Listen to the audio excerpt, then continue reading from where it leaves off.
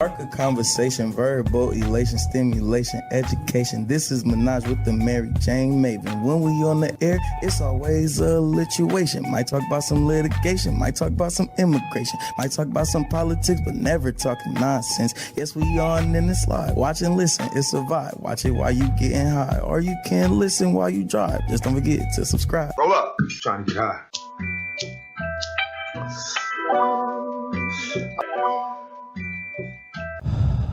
Welcome to Menage with the MariJayneMaven Podcast with your host, the MariJayneMaven. I am the producer, the hubby. Follow us on all social media, Twitter, Instagram, and Facebook. Show us some love and click that subscribe button now. Don't forget to click the bell so you get notifications and click the like button on the videos. And now, your host.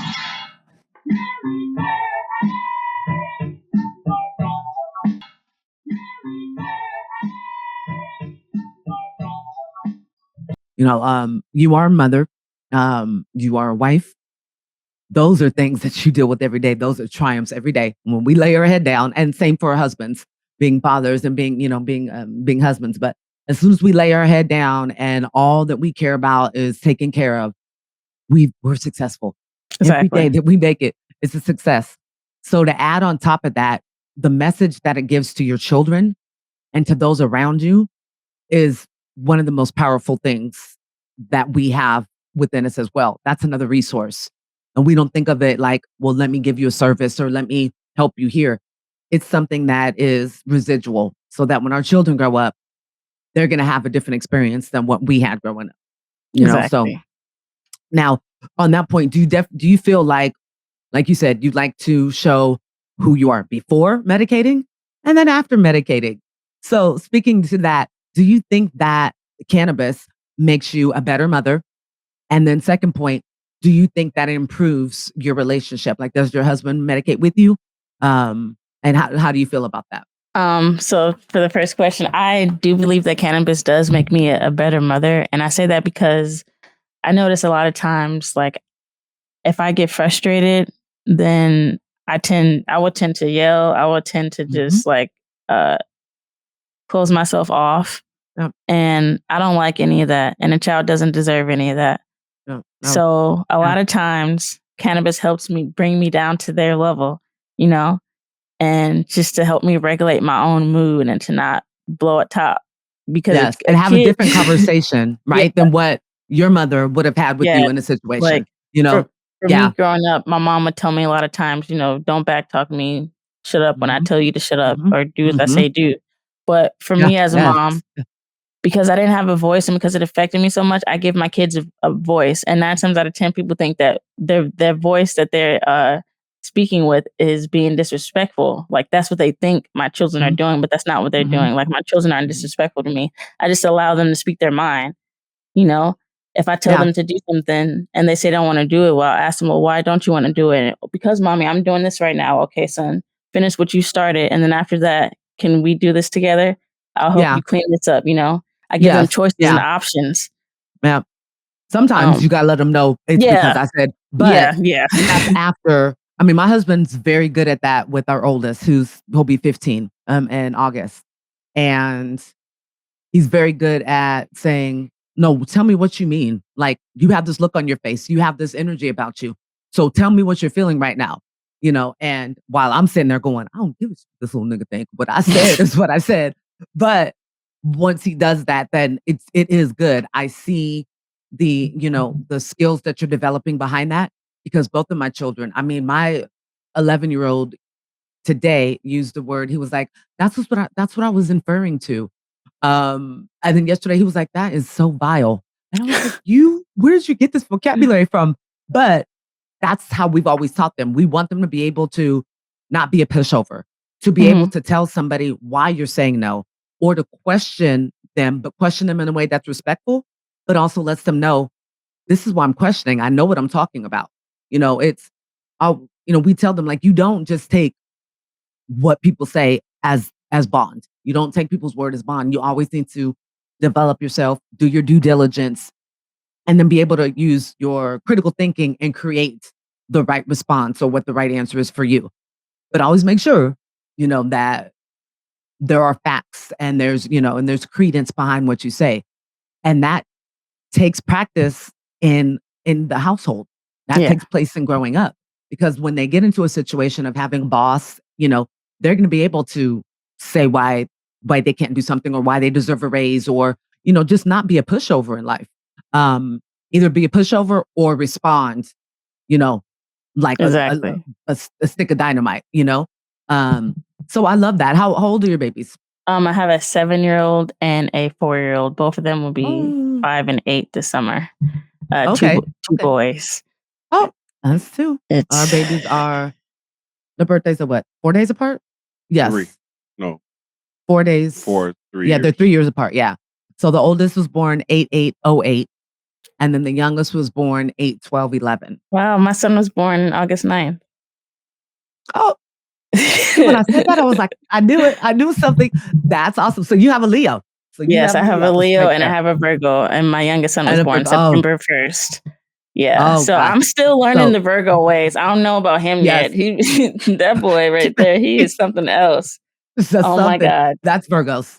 Okay, that women, men, Virgos. Like usually, each sign. Like for me, I can get along with Cancer women probably better than like Cancer men. Are you okay? Yeah. See, that's June 24th. Probably why we're hitting it off. My best friend of 35 years. Yes. God damn. 35 years is a Cancer. Her birthday's July 15th.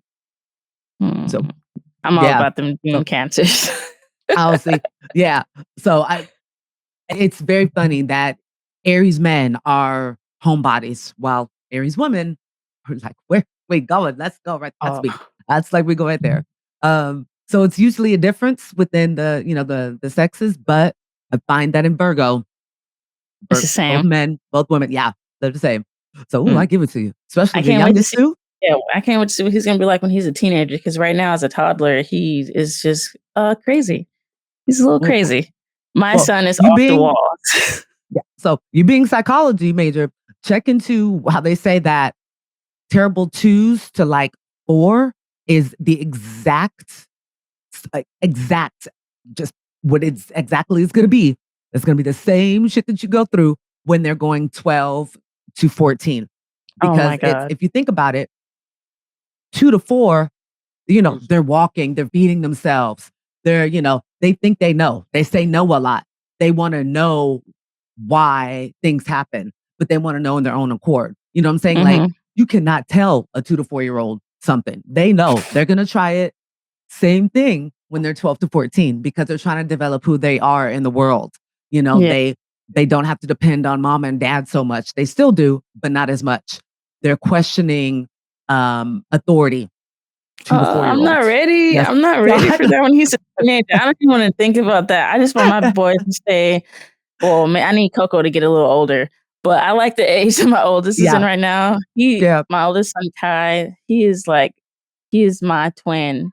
My husband, we each have our own twin. My youngest is his, and my oldest is mine. And he is so calm and just sweet and just so loving. Yeah. And I love that about him. He's a really caring soul. I also worry that that's going to be his downfall as he gets older. And that was mine. Just have to teach him. Yeah. So that's our oldest. So it's so funny that you say that. It's a duality. And when we think about it, like, maybe, for me, maybe a mushroom's involved. So I get deep into it, but I'm just like, this is like the joke of the trick of the universe. Like, I'm going to tell you what being a parent is. It's basically making replicates of both of you and your best and worst features. But I think it's to help you be a better parent and a better spouse, because you see yourself so much in them. Yes. But both of our children are like my husband. One is like him now. So our oldest is an old soul. Okay. The one that was born on 8/8/08. I tell him all the time, you were here in 1808. You lived in 1908. And then you were born to us in 2008. Like that boy is an old soul. He's not a typical teenager and he's okay with that. But he did struggle a bit this year. And his biggest thing is he cares so much. Like, and we were like, you can't care. Like, that Richmond and, this East Bay, this Pittsburgh had to come out in us as parents because we had to teach them, like, sometimes you gotta be an asshole, like, to match, because teenagers are assholes. They are cruel. Just the worst, right? The worst form of little people. Like, they're just worse. But it's hard to teach a caring, loving soul how to have that I don't give a fuck type of attitude. And I don't give a fuck about you. And especially as a teenager. But I would say that's one thing. If I can give you like any advice, and we talk in 10 years and you'd be like, girl, you're right. Absolutely right. But my husband, when I met him, knew right in college, was about a year into his fraternity. You cannot say shit to him. He like right there, like all the time, right? He was always like, he's a caring person, but he was always like, I'm not going to allow you to fuck with me. And this is what it is. That's how my 11-year-old is. So he says all the time, it's like, you guys are either side of my hand. So it's really funny. But my youngest one is very much like me. He likes to talk. He likes to be involved in everything.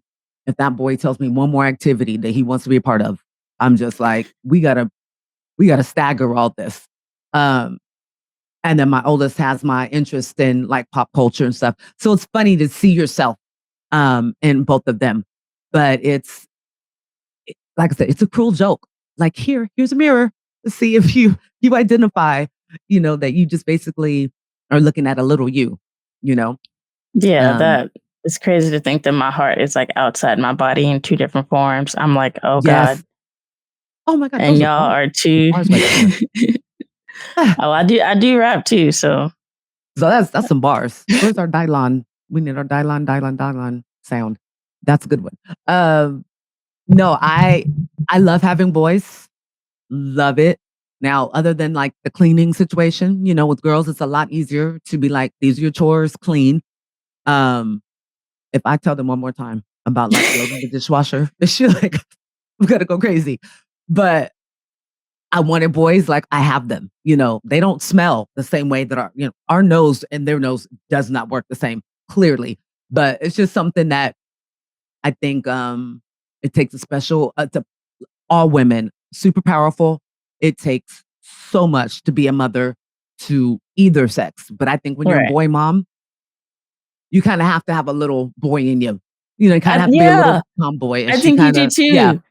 Like growing up, I was a tomboy. Like I had an older brother, a little brother, and all my cousins my age were boys.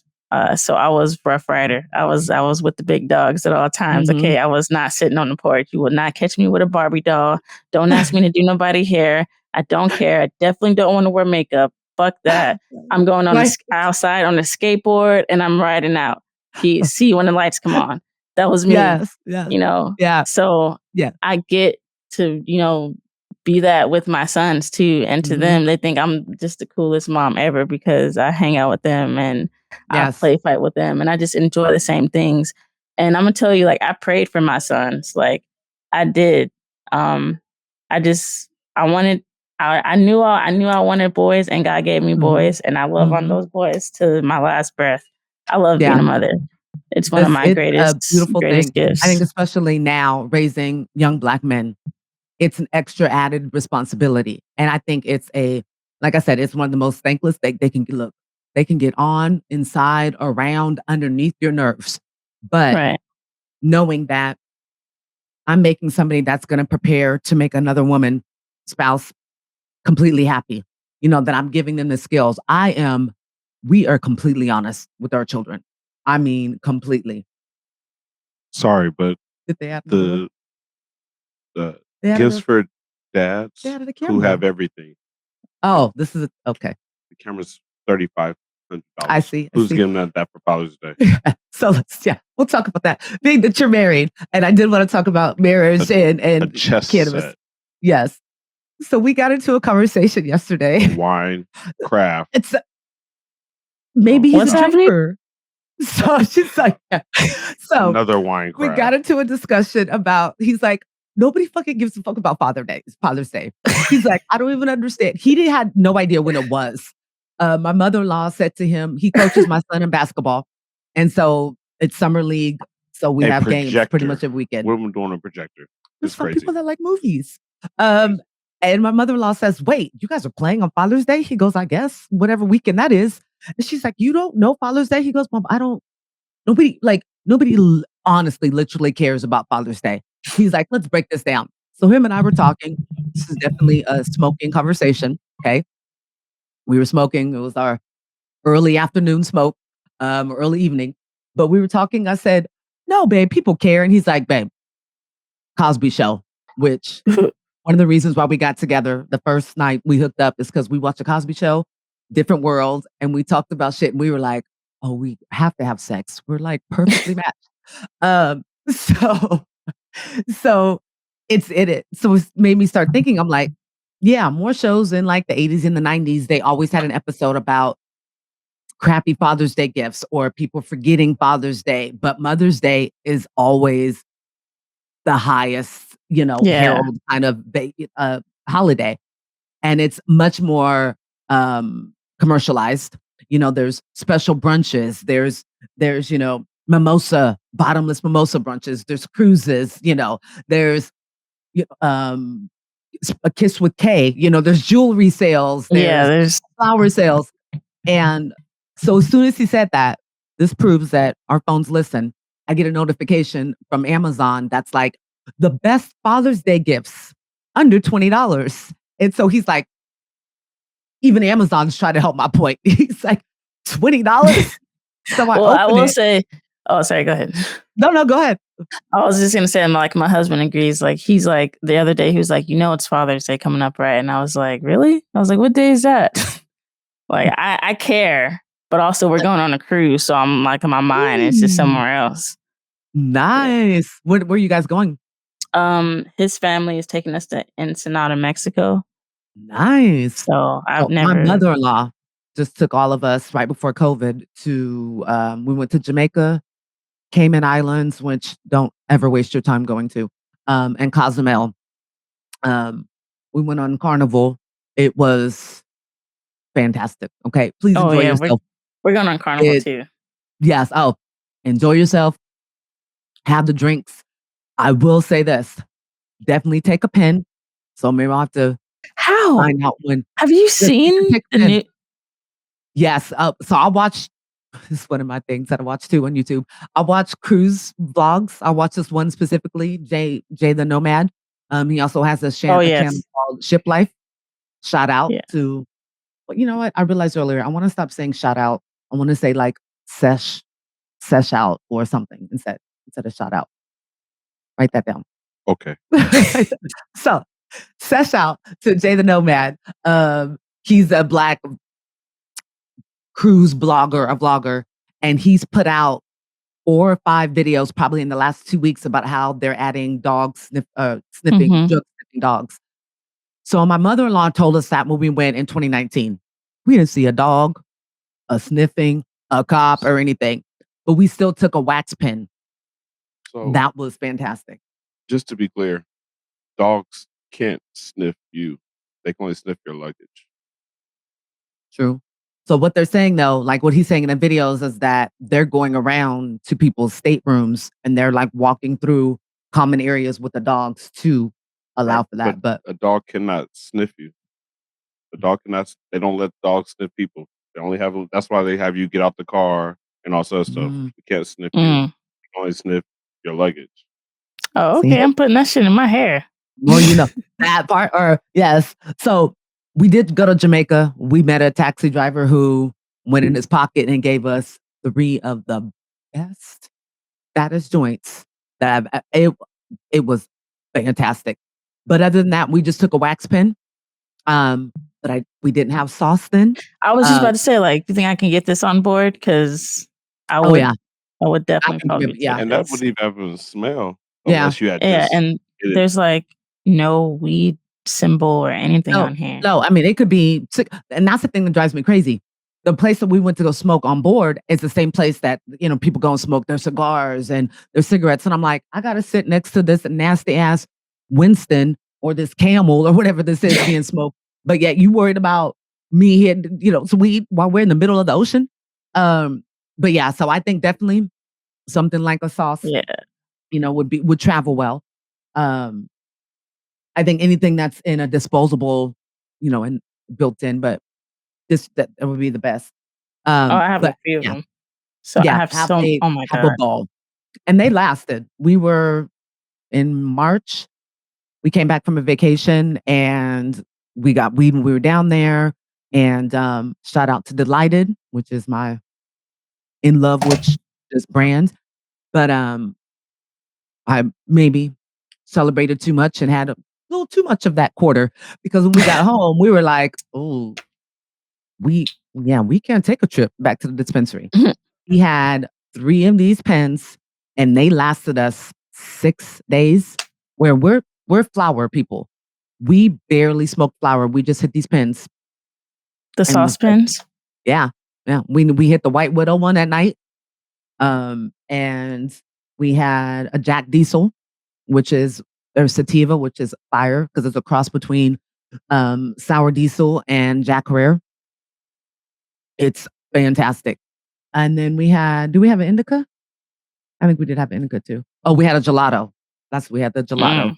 Oh, man. So, and that got us through. And we're every 4 hours, other than when hubby's at work and stuff. Smokers. Hey, do what you gotta do. We get through it. So I did before we go, because I can talk to you all night, literally. Tell us a little bit about your perspective on being a wife and smoking cannabis, and how that, how you think that improves your marriage. I know for us, I think that it makes better communication. I make a joke all the time. You can be in an argument, and then you hear that click, click, click of the grinder from the other room, and then you soften a bit, and then one of the two comes through and goes, "You want to smoke?" And then 5 minutes into that session, you're calmly talking about whatever you were just ready to, just completely choke each other out about. So I do know we've been together 20, almost 22 years. Are you sure? This is 2023. Yes, 22. Oh, wait. 10 more days. It is. Did just downrate. That is June. Yes. Oh my gosh. Yeah. Almost anniversary. Yes. Our get together anniversary. It's not. Yeah, I was about to say it's not our anniversary. That's when she gave it up. That's what he changed it to. For years, we celebrated the day that we got together. Plus, once we got married, of course, our anniversary. Last year, he decided to just switch it up on me. He was like, "Look, we've been together. We're together. We're gonna stop celebrating what happened in June 19th as our together date, and it's just gonna be the day that you gave it up." And I was like, "I love you too." Okay. Is it facts? It is facts. I'm not shying away from that. I say all the time. People want to say, "Ooh, she gave it up the first night," and I'm like, "And I'm still married. Let me know where you're at." It wasn't exactly. I'll wait. It was 19 days. Because yes, you did give me 5 days over. Yeah, we talked about it. Yes. I had a limit that he let me, he let me slide over. It's them Bay niggas. It's them Bay. That Bay area. That Richmond right there. So my husband and I, we've been together for 10 years total and married for almost 7. It'll be 7 years on June 25th, one day after my birthday. I wanted to drink for my birthday. I wanted to drink on my wedding. So I was like, let's have it the day after my birthday. And we did. Perfect. But we met in Vallejo, California, at Six Flags. That's where we worked. I was 18. I was 18 and he was 22, I think, when we met. So I've been with him like all of my life. We've been great together. But cannabis has really helped our relationship because it allowed me to like open up.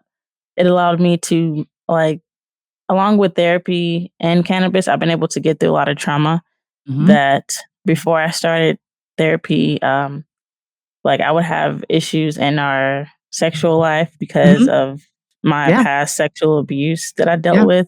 After I had kids, like my whole mindset changed, I developed anxiety really bad. I still struggle with that. And before I had kids, like I thought it was fine. I didn't have any of these issues, but something in my brain unlocked after these crash fruits came out. Yes, right? Right? A person comes out of your body and then things just, that's such, it's just different. So I relate. I used to have moments, and I'm just being purely honest. Like I used to have moments where my anger would like really get the best of me, and I didn't really understand why, and I wasn't able to communicate how I felt. I would shut down, and that's what I did as a kid. I would just shut down, and I couldn't find my voice anymore. Yeah. But cannabis allows me to feel those emotions and get through them, and then come to him when I'm able to be a sound mind and talk and listen to understand, and not just to fucking speak a bunch of words that don't make sense, or shut down. We definitely have to talk offline and talk often, because we had different different upbringing, but I have sexual abuse as well. Was slipped GHB my 10th grade year, and assaulted by 6 people that I knew for years. And that's definitely something that I kind of got through in my own way. But I didn't realize that once I got with my husband, somebody to know you better than you know yourself, and to see all your potential and to see your strengths and see things in you that you don't see in yourself. And when you have the combination of that and then cannabis within your relationship, it does allow you to be vulnerable and allows you to say things that you never said to anybody. Yeah. And you feel okay about it. So that is special. And like I said, I can relate to that. I have chills.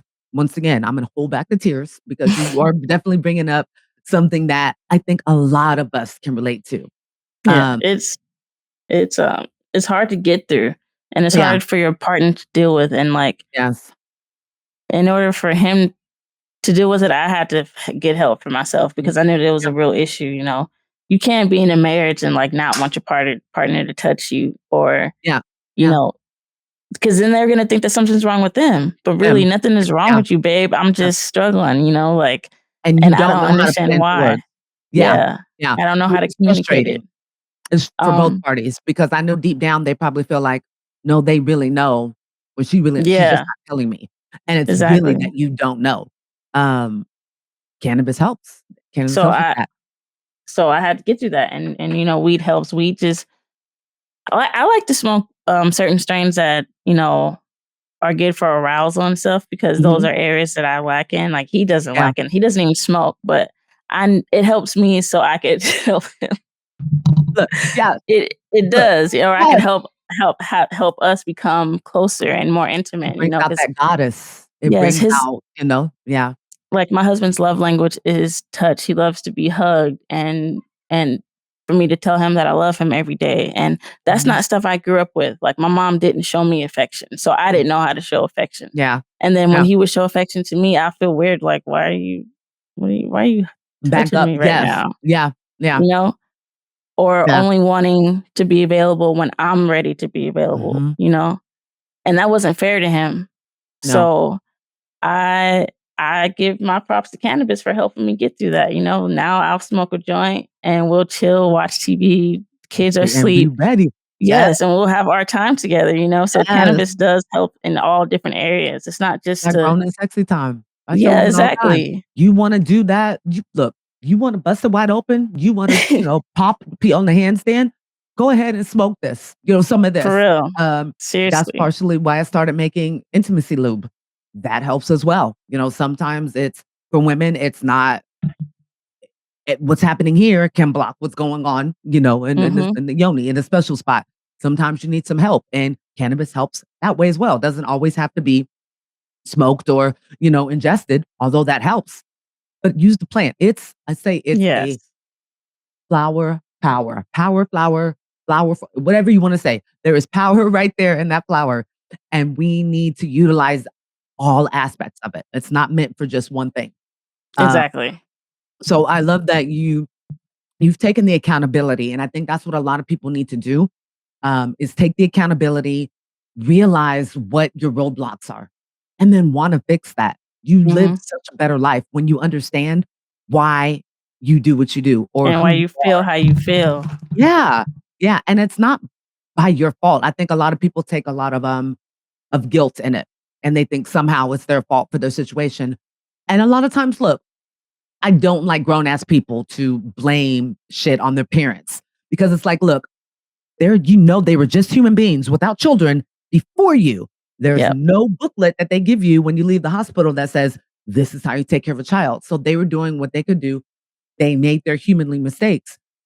Definitely work through what issues you have with them, but also want to move forward, not use that as, as a crutch and make excuses. Like, I can't, that's something to me that an adult that I'm like, there's no room for that.